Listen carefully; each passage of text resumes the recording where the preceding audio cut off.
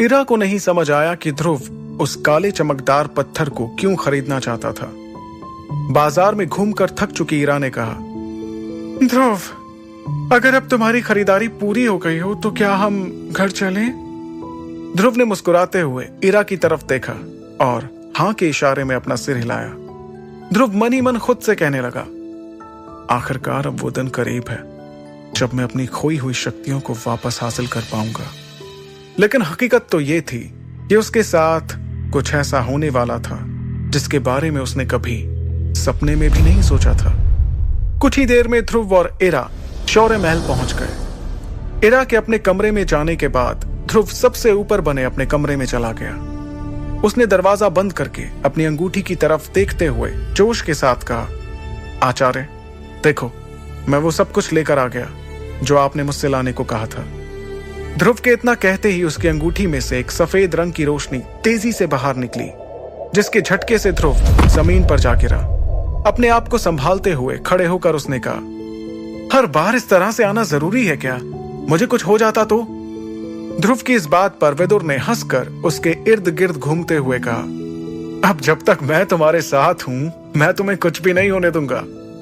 इस पर ध्रुव ने थोड़ा बेरुखी से कहा, हाँ हाँ, ठीक है, वो तो देख ही रहा हूं। पहले तो खुद ही मुझे चोट पहुंचाते हो और फिर खुद ही कहते हो कि मैं तुम्हें कुछ नहीं होने दूंगा। फिर अगले ही पल ध्रुव ने अपने बेड के सामने रखी टेबल पर सारा सामान रख दिया और पूरे जोश में कहा, ये देखो, आपने जो जो सामान लाने को बोला था, मैं वो सब कुछ लेकर आ गया हूं। अब आप जल्दी से मेरी ट्रेनिंग शुरू कीजिए। अच्छा लग रहा है तुम्हारा ये जोश देखकर, मुझे सचमुच बहुत अच्छा लग रहा है। अगले ही पल विदुर ने ध्रुव को ऑर्डर देते हुए कहा, जाओ, जल्दी से एक बड़े से बर्तन में गर्म पानी लेकर आओ। आचार्य के मुंह से यह सुनकर ध्रुव को थोड़ा सा अजीब लगा, लेकिन वो उनकी बात मानते हुए कुछ ही देर में एक बड़े से बर्तन में गर्म पानी लेकर आ गया। विदुर ने बाजार से लाए हुए सामान में से कुछ जड़ी बूटियों को उस गर्म पानी में डाल दिया। उन जड़ी बूटियों के पानी में घुलने से धीरे धीरे पानी का रंग बदलने लगा और तभी अचानक विदुर ने चुटकी बजाई। उनके चुटकी बजाते ही ध्रुव के कमरे में उसके बेड और उसके टेबल के बीच एक कालीन ने जगह ले ली। उस कालीन पर विदुर ध्यान की मुद्रा में बैठ गए और उन्होंने ध्रुव से कहा, मेरा मुंह क्या देख रहे हो? आकर मेरे सामने बैठ जाओ। आचार्य की बात मानते हुए ध्रुव उनके ठीक सामने कालीन पर बैठ गया और ध्यान से विदुर को देखने लगा। देखते ही देखते ध्यान की मुद्रा में बैठे हुए विदुर की हथेलियों से आग की लपटें निकलने लगी। अगले ही पल विदुर ने अपने दूसरे हाथ की हथेली को उस आग वाली हथेली के ऊपर रखा। ऐसा करने से वो आग बुझ गई। ये सब देखकर ध्रुव का चेहरा खिल उठा। तब विदुर ने ध्रुव की तरफ देखते हुए कहा, अगली बारी तुम्हारी। ये एक बहुत ही साधारण सी टेक्निक है। इसके जरिए मैं देखना चाहता हूं कि तुम्हारे शरीर में ताकत कितनी है। अपना पूरा ध्यान हथेली पर केंद्रित करते हुए जैसा मैं कर रहा हूं वैसा करो। विदुर की इस बात पर ध्रुव भी ध्यान मुद्रा में बैठ गया। अपनी आंख बंद करते हुए ध्रुव ने वैसा ही किया जैसा विदुर ने कहा और देखते ही देखते उसकी हथेली पर आग जलने लगी। आग की लपटें बढ़ने लगी। तब विदुर ने कहा, अपना पूरा ध्यान हथेली पर केंद्रित करो और फिर दूसरे हाथ की हथेली से इस आग को काबू में करने की कोशिश करो। जैसा विदुर ने कहा, ध्रुव वैसा ही करने की कोशिश कर रहा था। देखते ही देखते उसकी हथेली से आग की लपटें और बढ़ने लगी। ध्रुव अब इस आग को संभाल नहीं पा रहा था। तब विदुर ने अपनी शक्तियों का इस्तेमाल करते हुए अपने हाथ को ध्रुव की हथेली पर रखा और उन आग की लपटों को ठंडा किया। अगले ही पल विदुर ने ध्रुव से पूछा, तुम ठीक तो हो ध्रुव? ध्रुव ने कहा, हाँ, मैं ठीक हूं। तब विदुर ने आगे कहा, मैंने सोचा था कि तुम इसमें असफल रहोगे। मुझे तो लगा था कि तुम आग को भी जगा नहीं पाओगे। हालांकि तुम उसे ठंडा नहीं कर पाए, फिर भी तुमने अच्छी कोशिश की। अगले ही पल विदुर ने देखा कि ध्रुव उसे बैठे बैठे लहराते हुए नजर आने लगा था। जैसे ही विदुर ने ध्रुव को संभालने की कोशिश की, उसने उल्टियां करना शुरू कर दिया।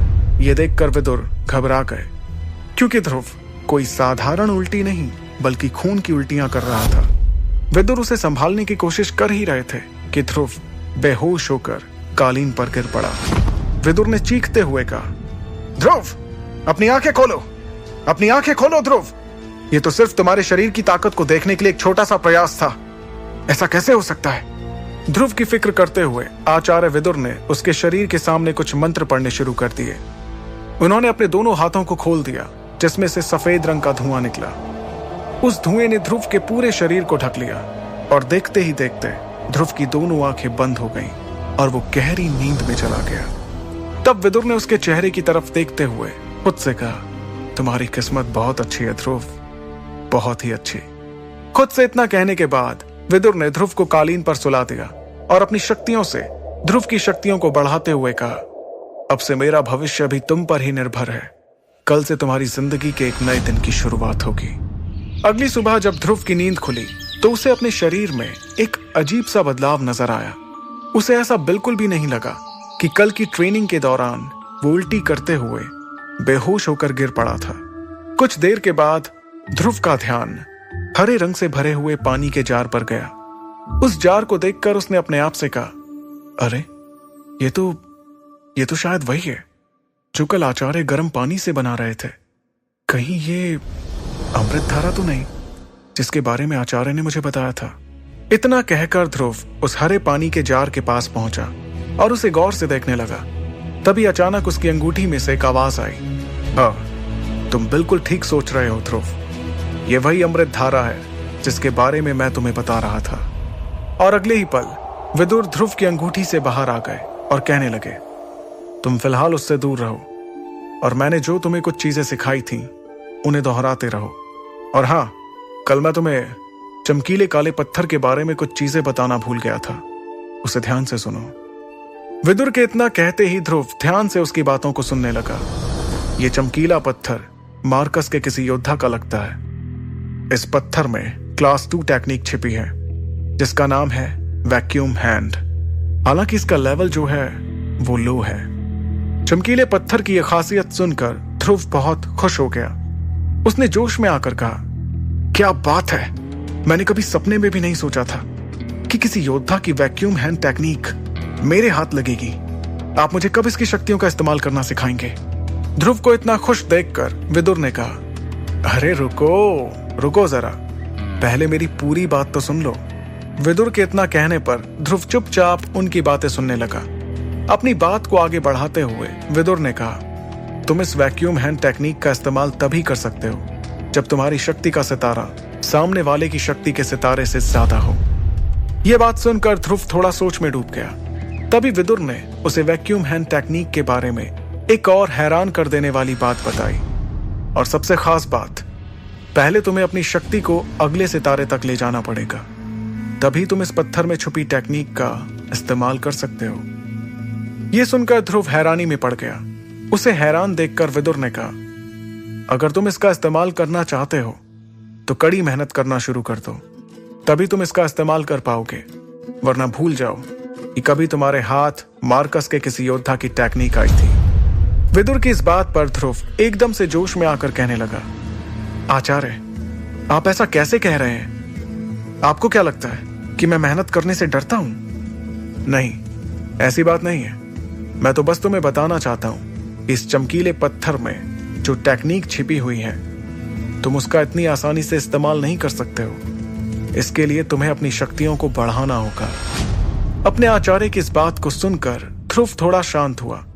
तब विदुर ने उसे एक अच्छी खबर देते हुए कहा, क्या तुम्हें अपने आप में कुछ बदलाव नजर आ रहे हैं? विदुर के ये सवाल पूछते ही ध्रुव को एहसास हुआ कि शायद कल की ट्रेनिंग के बाद वो अपनी शक्तियों में एक सितारा आगे बढ़ चुका था। अब उसकी शक्तियां तीसरे सितारे से चौथे सितारे पर आ चुकी थी। लेकिन ये सिर्फ उसका एक अंदाजा था। ध्रुव अपनी बढ़ी हुई शक्ति को अच्छे से महसूस कर रहा था। वो इस बात की खुशी मनाता उससे पहले ही विदुर ने उसकी मुश्किलें बढ़ाते हुए कहा, मैं तुम्हें एक बात और बता दूं, मैंने जो अमृत धारा बनाई है वो ज्यादा महीनों तक नहीं चल पाएगी। तुम एक बार फिर से बाजार जाने की तैयारी कर लो। अपने आचार्य की इस बात को सुनकर ध्रुव पूरी तरह से हैरान हो गया। उसने हैरानी के साथ कहा, लेकिन अभी तक तो आपने इसका इस्तेमाल करना भी नहीं सिखाया और आप कह रहे हैं कि ये बहुत जल्दी खत्म भी हो जाएगी। क्या मुझे फिर से इन जड़ी बूटियों को खरीदने के लिए पैसों का इंतजाम करना होगा?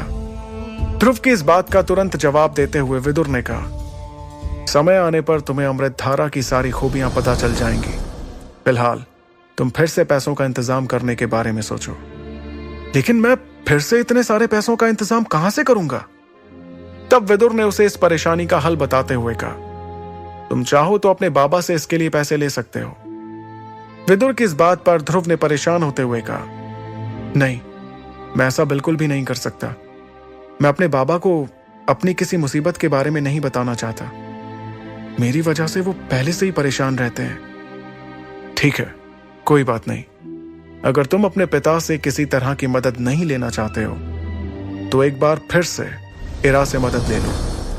विदुर की इस बात पर ध्रुव ने चिढ़ते हुए कहा, आचार्य, आप ये कैसी बात कर रहे हैं? अभी तक मैंने इरा को पहले के 1000 सोने के सिक्के ही नहीं लौटाए हैं और आप हैं कि एक बार फिर से उससे मदद लेने की बात कर रहे हैं। इस पर विदुर ने बेपरवाह होते हुए कहा, देखो, वो तुम्हें देखना है, लेकिन मैं तुम्हें एक बात साफ साफ बता देना चाहता हूं। तुम जो तीसरे सितारे से चौथे सितारे पर पहुंचे हो, ये इस अमृत धारा का ही करिश्मा है।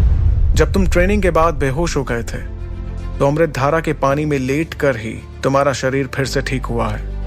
अमृत धारा की यह खासियत सुनकर ध्रुव पूरी तरह से हैरान रह गया था।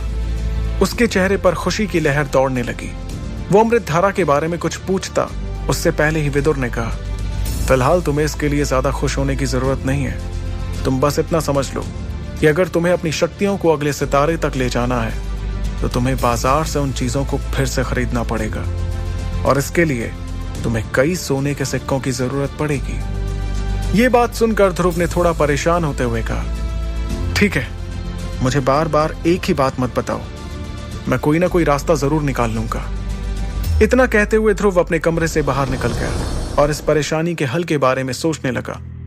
दूसरी ओर विदुर फिर से ध्रुव की अंगूठी में जाकर बैठ गया। शौर्य महल से बाहर निकलते ही ध्रुव को शौर्य दल के ट्रेनिंग ग्राउंड से कुछ आवाजें आने लगी। उन आवाजों से उसे समझ आ गया कि वहां पर 2 योद्धाओं के बीच प्रैक्टिस चल रही थी। ध्रुव ने बिना देर किए अपने कदमों को ट्रेनिंग ग्राउंड की ओर बढ़ा लिया। कुछ ही देर में वो ट्रेनिंग ग्राउंड के बड़े से दरवाजे पर पहुंच गया और अपनी आंखों के सामने का नजारा देखकर उसने कहा, ओहो, तो ये बात है, आज इरा सनी को मजा चखा रही है। ट्रेनिंग ग्राउंड मेसोडोरिया शहर के लोगों से खचाखच भरा हुआ था। इस वक्त सनी और इरा के बीच तगड़ा मुकाबला चल रहा था। सनी ध्रुव का बहुत दूर का भाई था। सनी और ध्रुव में ज्यादा बनती भी नहीं थी। सभी लोग तालियां बजाकर सनी और इरा का हौसला बढ़ा रहे थे। वो दोनों हवा में उड़ते हुए एक दूसरे के वार पर पलटवार कर रहे थे। इसी बीच सनी ने इरा के मुंह पर मुक्के से जोरदार वार किया, लेकिन इरा ने अपने चेहरे को बचाते हुए सीधे सनी के पैर पर पलटवार किया। इस वार से सनी जमीन पर जा गिरा और उसके मुंह पर धूल का गुबार नजर आने लगा। तब इरा ने उससे कहा, क्यों, कैसी रही? जमीन पर पड़े सनी से इतना कहते हुए जैसे ही इरा ने सामने देखा तो उसे ध्रुव नजर आया। वो ध्रुव के पास पहुंच गई और उसे गले लगाने लगी। ध्रुव के शरीर को देखकर उसे बहुत ही जल्द इस बात का अंदाजा हो गया कि उसके शरीर में जो बदलाव नजर आ रहे हैं वो शक्ति के चौथे सितारे के हैं। तब इरा ने मुस्कुराते हुए ध्रुव से कहा, ध्रुव, तुमने मुझे बताया भी नहीं कि तुमने ट्रेनिंग लेना शुरू कर दिया है। इरा के इतना कहते ही ध्रुव ने अपने आप को देखना शुरू किया। तभी इरा ने आगे कहा, तुम्हें मुझसे कोई झूठ बोलने की जरूरत नहीं है। मुझे खुशी है कि तुमने अपनी शक्ति का एक सितारा बढ़ा लिया है। ध्रुव और इरा आपस में बात कर ही रहे थे कि तभी उनके पीछे कोई आकर खड़ा हो गया। उसने उन दोनों से कुछ ऐसी बात कही जिसे सुनकर ध्रुव के चेहरे का रंग बदलने लगा और उसकी आंखों में खून उतर आया।